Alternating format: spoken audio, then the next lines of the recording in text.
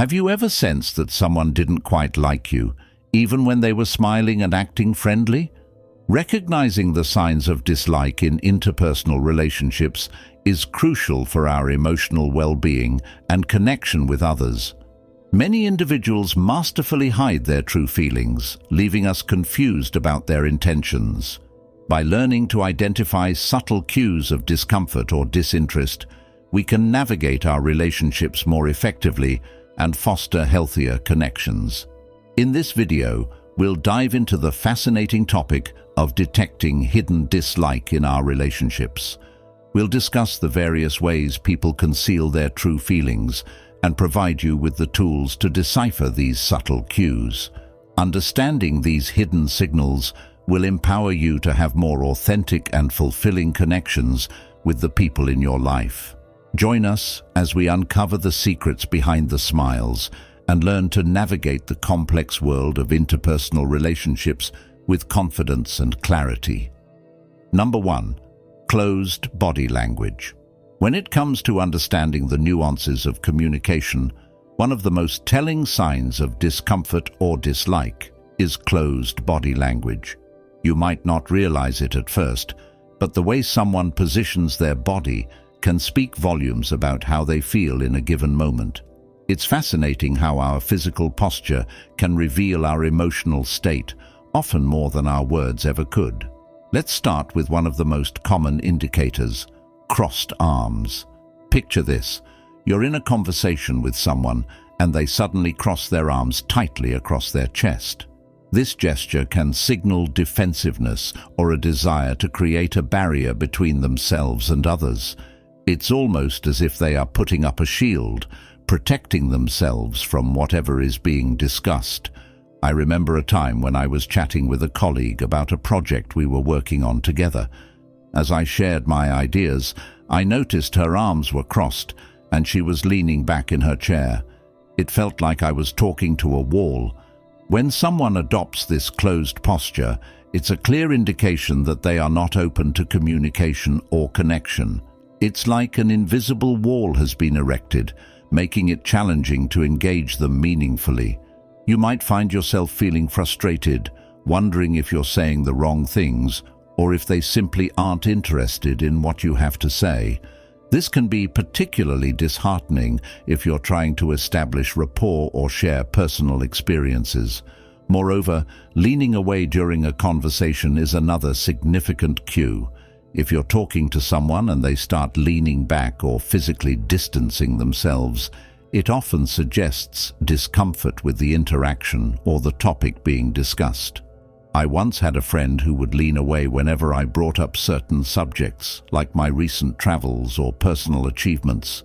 It was clear that those topics made her uneasy, and it created a barrier in our conversations. Closed body language can manifest in various contexts. In social settings, if a person stands with their arms crossed and avoids facing you directly, it may indicate that they are not interested in engaging with you. They might be physically present, but their body language tells a different story. It's frustrating when you're trying to connect with someone only to realize they're not reciprocating your efforts. In professional environments, closed body language can hinder collaboration and teamwork. Imagine being in a meeting where one of your colleagues is sitting with their arms crossed and leaning back in their chair. It can create a tense atmosphere, making others feel reluctant to share ideas or feedback. I've been in situations where I felt hesitant to contribute because I sensed that one person in the room was closed off and uninterested in what others had to say.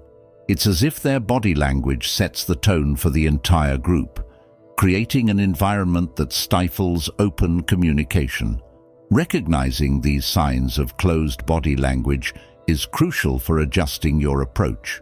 If you notice someone displaying these cues, it might be worth considering how you can create a more inviting atmosphere. For instance, you could try to engage them in a different way or shift the conversation to a topic that might resonate more with them. Sometimes, simply acknowledging the discomfort can help break down those barriers. It's also essential to remember that closed body language doesn't always indicate dislike. People have different comfort levels, and some may naturally adopt a more closed posture due to their personality or cultural background. However, when this behavior becomes a pattern, it can signal a deeper issue in the relationship. Ultimately, understanding closed body language can empower you to navigate your interactions more effectively. By being attuned to these physical cues, you can foster a more open and constructive dialogue. It's all about creating an environment where both parties feel comfortable sharing their thoughts and feelings. So the next time you're in a conversation, take a moment to observe the other person's body language. Are their arms crossed? Are they leaning away from you? These signs can provide valuable insights into their emotional state and help you adjust your approach accordingly. Remember, communication is a two-way street, and being aware of both verbal and non-verbal signals can lead to more meaningful and fulfilling interactions. Closed body language is a powerful indicator of discomfort or dislike. By recognizing the signs and understanding their implications, you can enhance your communication skills and foster deeper connections with others. It's all about being mindful of the signals we send and receive, creating a space for genuine connection and understanding. Number 2, avoidance of eye contact. When it comes to communication, eye contact is a fundamental aspect that conveys interest, attentiveness, and connection. It's fascinating how something as simple as looking into someone's eyes can create an intimate bond and make them feel seen and heard. But what happens when that eye contact is missing? When someone consistently avoids making eye contact with you, it can be a significant indicator of dislike or discomfort. I remember a time when I was catching up with an old friend over coffee. We hadn't seen each other in ages, and I was excited to reconnect. But as we sat there, sipping our drinks, I noticed that she kept looking away, her gaze darting around the cafe. It felt like she was avoiding making eye contact with me altogether. At first, I thought maybe she was just distracted, but as the conversation progressed, it became clear that she wasn't fully engaged. She would respond to my questions with short answers and then quickly look away, as if she couldn't wait for the interaction to end. It was disheartening, to say the least. I felt like I was talking to a wall, and no matter how hard I tried to connect, she kept putting up these invisible barriers. When someone avoids eye contact, it can create a sense of distance and disconnection. It's as if they are shutting you out, leaving you feeling rejected and insecure. I couldn't help but wonder what I had done wrong, or if she even wanted to be there at all. The significance of eye contact in relationships cannot be overstated. It's a powerful tool that fosters intimacy and trust. When you look into someone's eyes, you feel a sense of vulnerability and openness. You're letting them see into your soul, and in return, you're allowing them to see you. But when that eye contact is missing, it can leave you feeling exposed and alone. I've noticed this pattern in various contexts, from personal relationships to professional settings. In a meeting, for example, if someone consistently looks away or focuses on their phone while you're speaking, it can be a clear sign that they are not invested in the conversation. It's frustrating, especially when you're trying to share important information or ideas. You want to feel heard and valued, but their avoidance of eye contact tells you that they simply don't care. Now, it's important to note that in some cases, avoidance of eye contact may stem from cultural differences or personal anxiety. Some cultures place less emphasis on direct eye contact, and for individuals with social anxiety or autism spectrum disorders, maintaining eye contact can be challenging. But when this behavior becomes a pattern, it often signals a deeper issue in the relationship. For instance, if you're in a romantic relationship and your partner consistently avoids eye contact during intimate moments, it can be a red flag.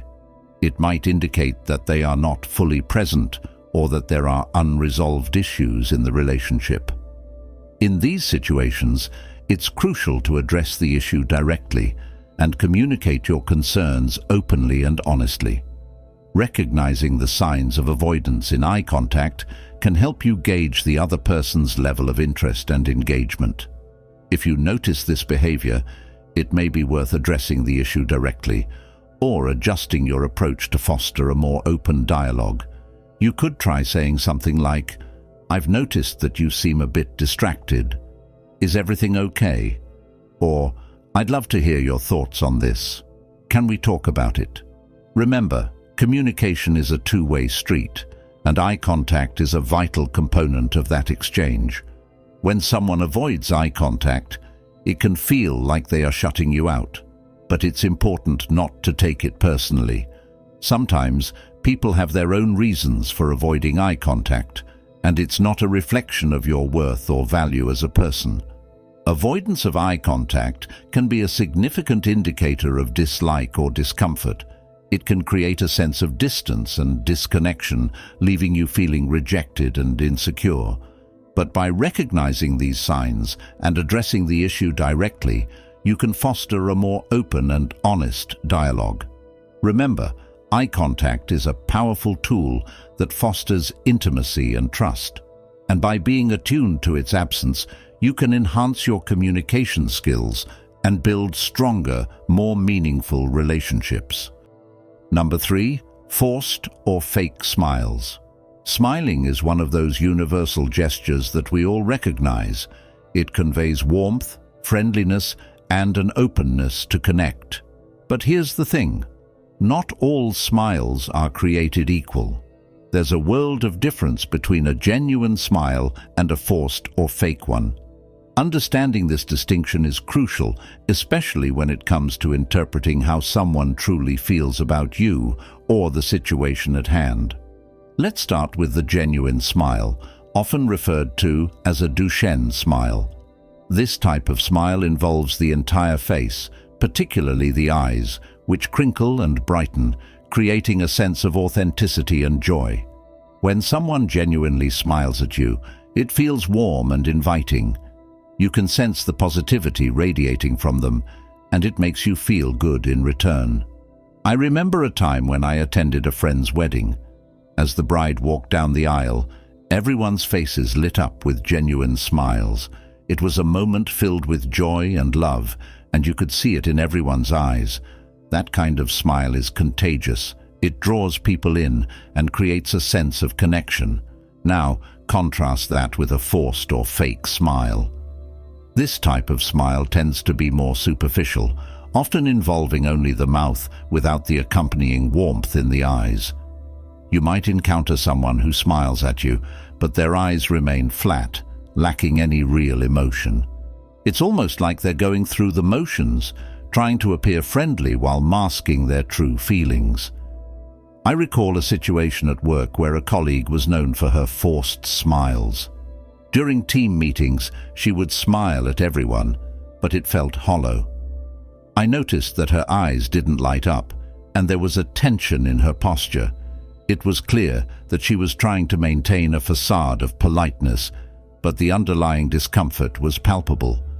Understanding the difference between genuine and forced smiles is essential in recognizing signs of dislike or disinterest. When someone offers a forced smile, it may indicate that they are trying to mask their true feelings. They might be attempting to appear polite or friendly while actually feeling discomfort or disinterest. This dissonance creates an awkward atmosphere, making it challenging to connect on a deeper level. Context plays a crucial role in interpreting smiles during interactions.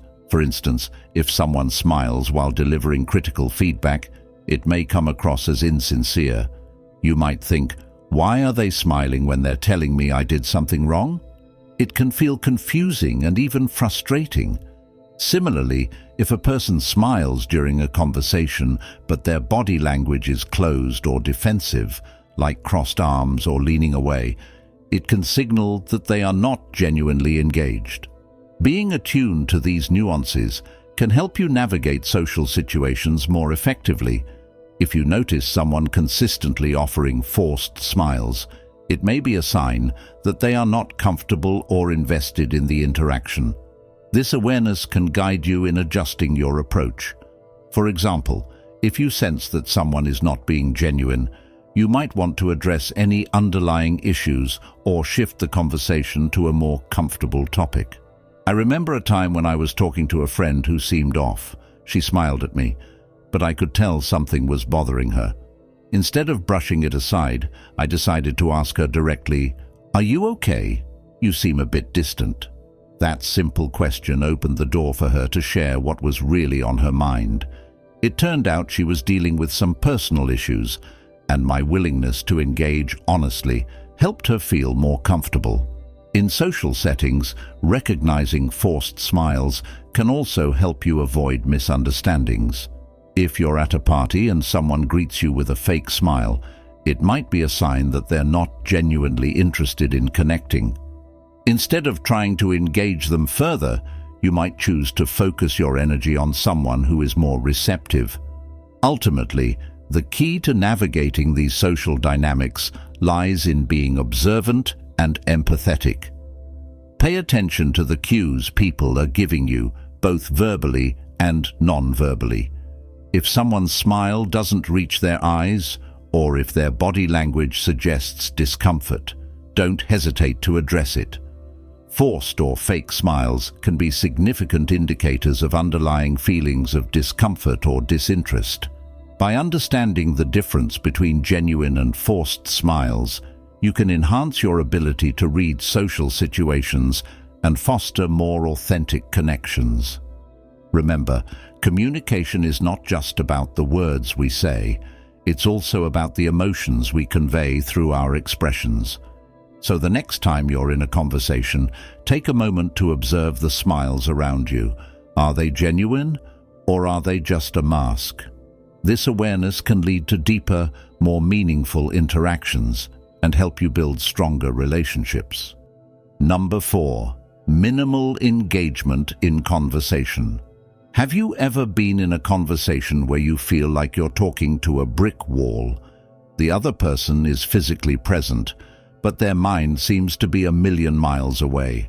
They offer short, clipped responses, and you can't help but wonder if they even care about what you're saying. This, my friends, is a clear sign of minimal engagement in conversation, and it can be a frustrating experience for both parties involved.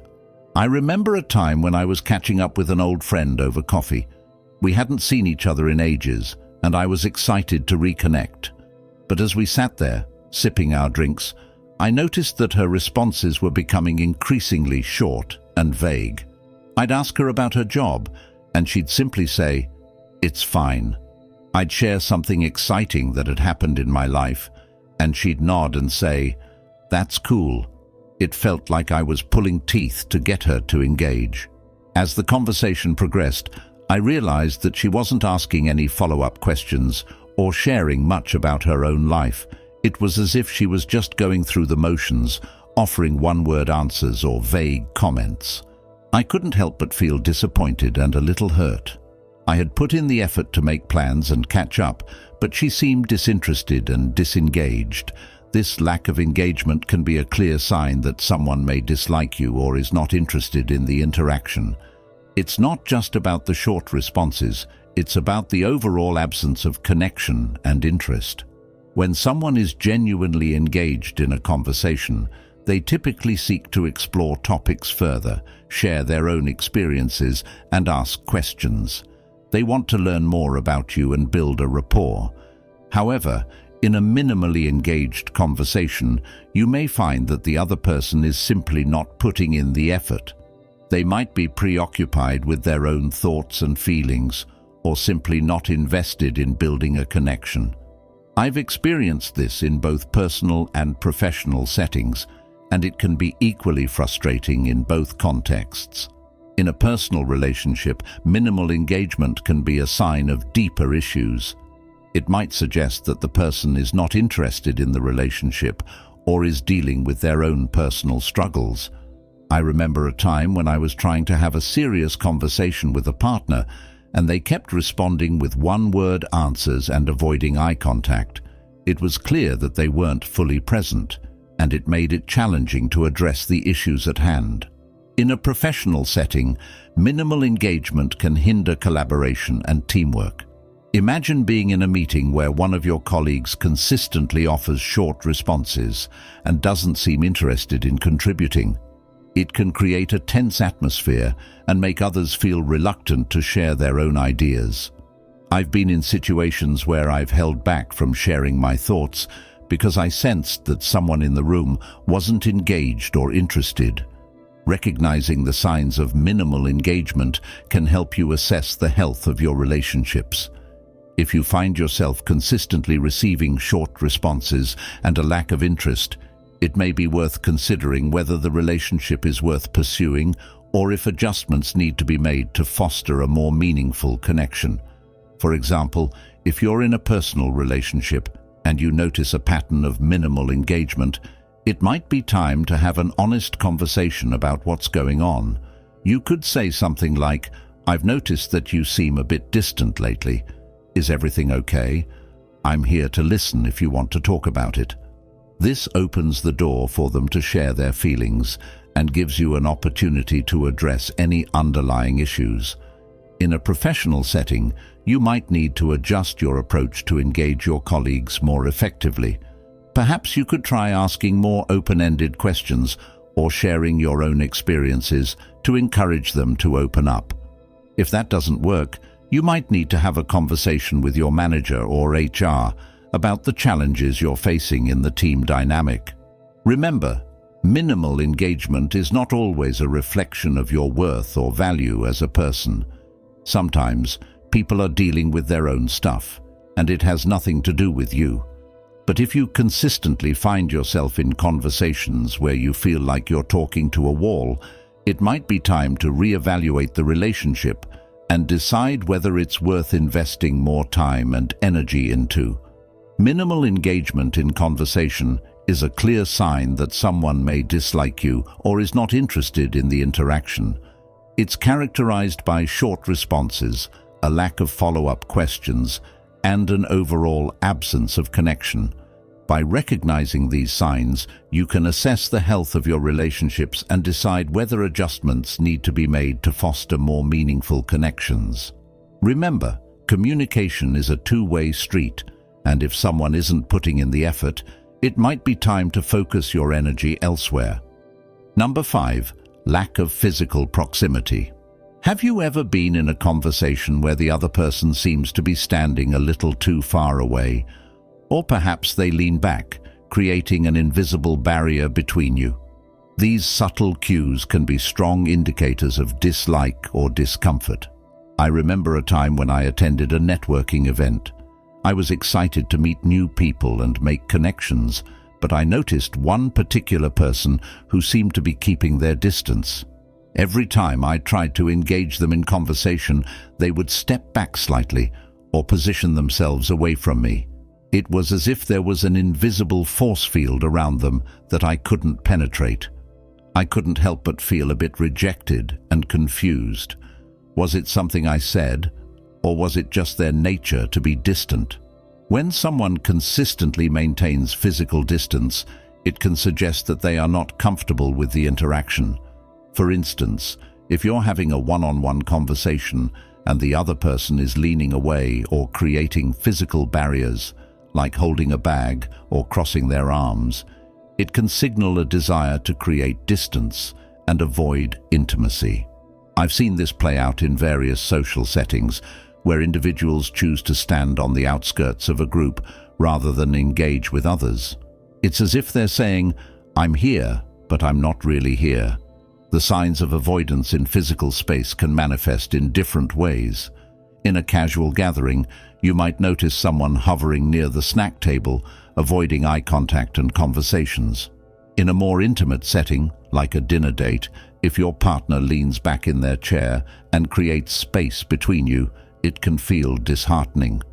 It's a clear signal that they may not be fully invested in the moment or the relationship. The psychological implications of physical distance in relationships are profound. When someone maintains a significant distance, it can foster feelings of rejection or insecurity in the other person. You might start to question the nature of the relationship. Do they not like me? Am I doing something wrong? These thoughts can spiral, leading to self-doubt and anxiety.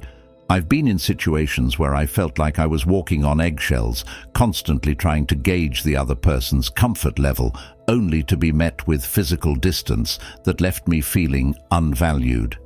Recognizing the signs of lack of physical proximity can help you gauge the dynamics of your relationships. If you notice someone consistently keeping their distance, it may be worth exploring the underlying reasons for their behavior. Perhaps they are naturally introverted or dealing with personal issues that make them hesitant to connect. In my experience, I've learned that open communication can help address any discomfort and foster a more connected interaction. For example, if you're in a conversation and sense that the other person is physically distancing themselves, consider addressing it directly. You might say something like, "I noticed you seem a bit distant. Is everything okay?" This simple question can open the door for them to share their feelings and help you understand what's going on. Sometimes just acknowledging the discomfort can create a more inviting atmosphere. In professional settings, lack of physical proximity can hinder collaboration and teamwork. Imagine being in a brainstorming session where one team member consistently leans back in their chair, arms crossed, and avoids eye contact. It can create a tense environment where others feel reluctant to share their ideas. I've experienced this firsthand in meetings where I felt hesitant to contribute because I sensed that one person in the room was closed off and uninterested. On the flip side, when someone is comfortable and engaged, they tend to lean in, maintain eye contact, and create a sense of closeness. This physical proximity fosters connection and encourages open dialogue. I remember a time when I was having a heart-to-heart conversation with a close friend. We were sitting side by side, leaning in and sharing our thoughts. It felt intimate and safe, allowing us to connect on a deeper level. The lack of physical proximity can be a significant indicator of discomfort or dislike in relationships. It can manifest in various ways, from standing apart in social settings to creating barriers during one-on-one conversations. Recognizing these signs can help you assess the dynamics of your relationships and understand the underlying reasons for someone's behavior. Open communication is key to addressing discomfort and fostering a more connected interaction. So, the next time you sense someone keeping their distance, take a moment to reflect on the situation. It could lead to a deeper understanding of your relationship and pave the way for more meaningful connections. Number 6. Negative nonverbal cues. When we think about communication, we often focus on the words we say. But what about the messages we send without saying a word? Negative nonverbal cues encompass a range of body language signals that indicate discomfort or impatience. These cues can speak volumes about how someone truly feels, often revealing emotions that their words may not express. One of the most common indicators of negative nonverbal communication is fidgeting. Picture this. You're in a meeting or giving a presentation, and one of your colleagues is constantly shifting in their seat, tapping their fingers on the table, or playing with their hair. It's distracting, isn't it? I remember a time when I was presenting a project to my team. I had put in hours of preparation, but as I began to speak, I noticed one colleague fidgeting uncontrollably. He was bouncing his leg, fiddling with his pen, and glancing around the room. It was hard to concentrate on my points when it felt like he was ready to jump out of his skin. Fidgeting can be a clear sign that someone is feeling restless or disengaged. It's as if their body is communicating what their words might not. Instead of being present in the moment, they're signaling that they'd rather be anywhere else. This behavior can create an uncomfortable atmosphere, making it challenging for both parties to connect meaningfully. Another significant negative cue is checking the time. If someone frequently glances at their watch or phone during a conversation, it can signal that they are bored or eager to leave. I once had a friend who would check her phone constantly when we met up.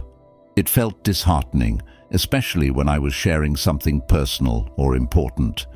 It was as if she was silently counting down the minutes until she could escape the interaction. This kind of behavior can leave you feeling undervalued and dismissed, as if your words aren't worthy of their attention. These negative nonverbal cues can create a palpable tension in conversations.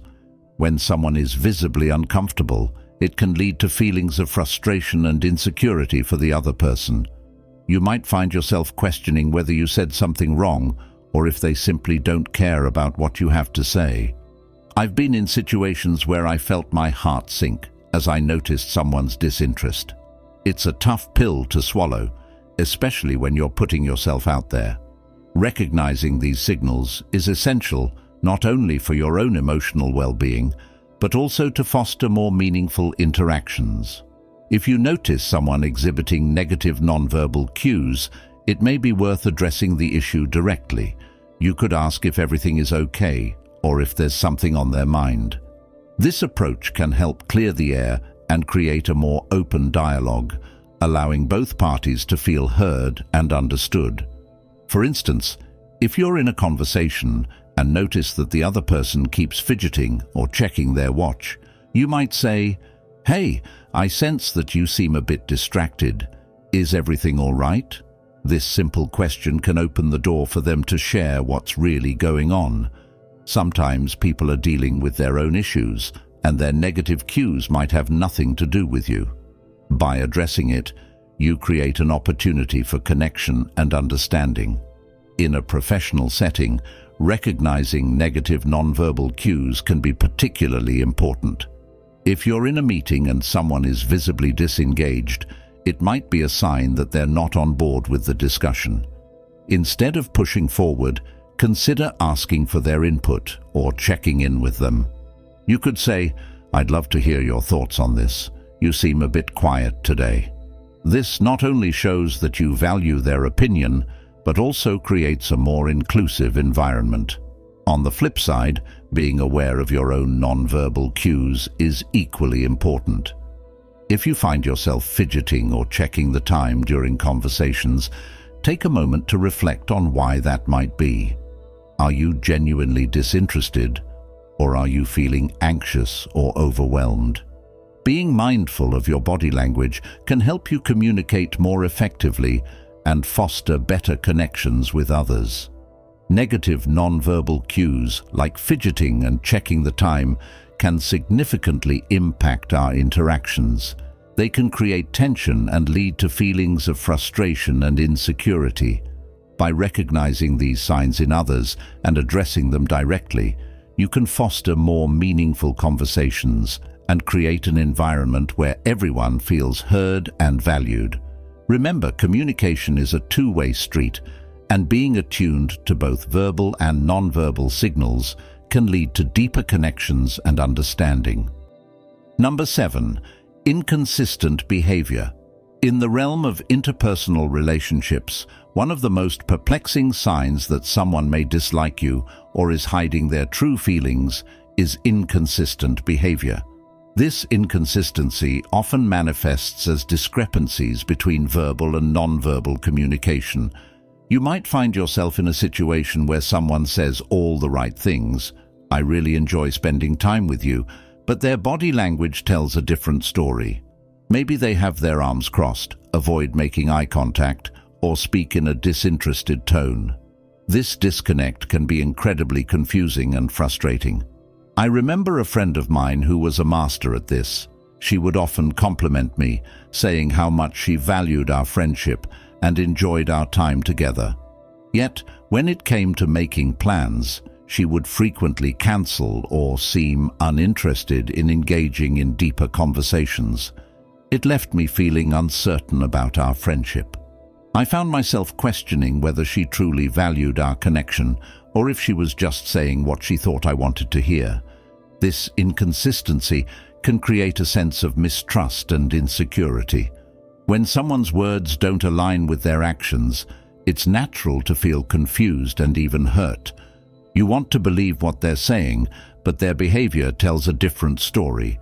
It's like being on a roller coaster of emotions, where one moment you feel valued and the next you're left wondering if you've misread the situation entirely.